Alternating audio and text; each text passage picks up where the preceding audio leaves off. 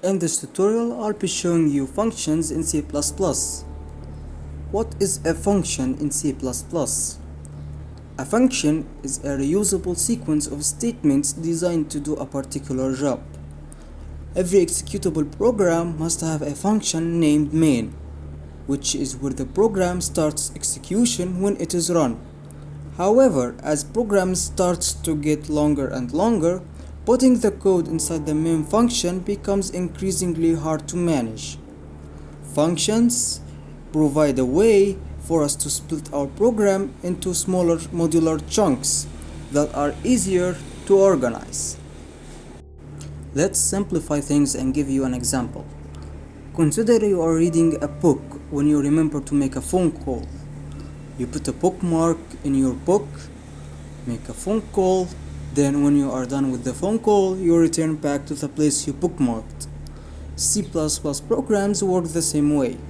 A program will be executing statements sequentially inside one function when it encounters a function call.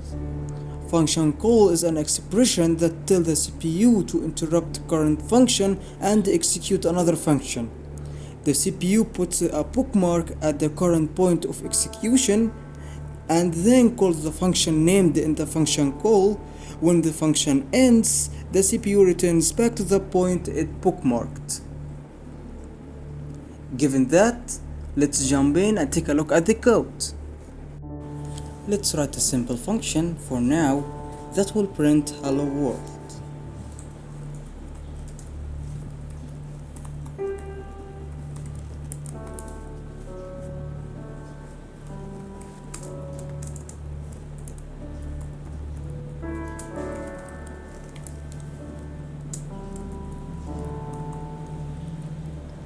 If you didn't understand quite what is this syntax or what is void, don't worry, I will explain this in just a minute.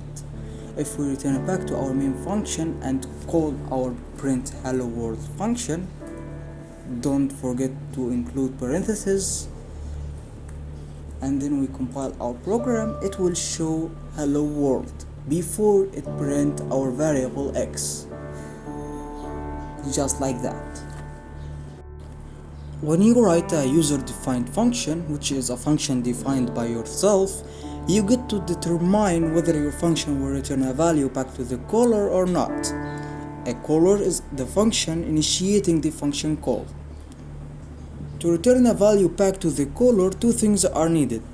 First, your function has to indicate which type of value will be returned. This is done by setting the function return type, which is the type that is defined before the function name. Note that this doesn't determine the specific value is returned, it only determines what type of value will be returned.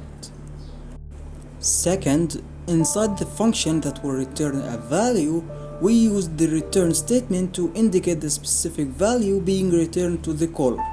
The specific value returned from a function is called the return value. When the return statement is executed, the function exits immediately and the return value is copied from the function back to the caller. This process is called return value. In our example, we use the void function, which doesn't return a value. In fact, trying to return a value will result in a compile error.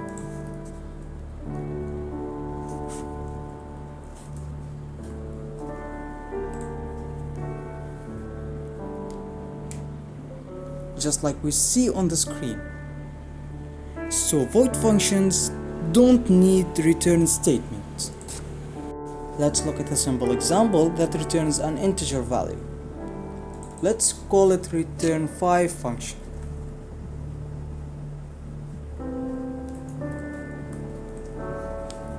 What this function will do is return the value of 5 every time.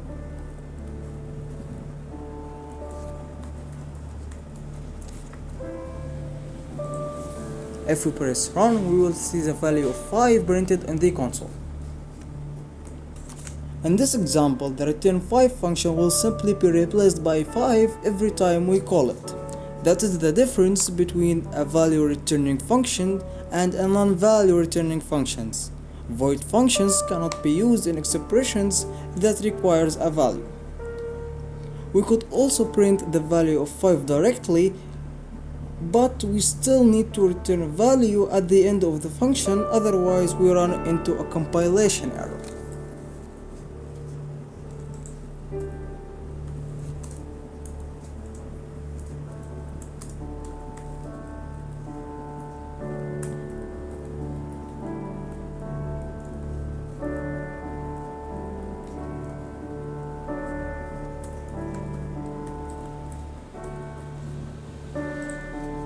If we press run, we will see the value of 5 and the value of x printed on the screen.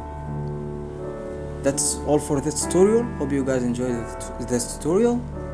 If you did, please hit that like button and please subscribe to my channel. That also support me in my channel. See you later.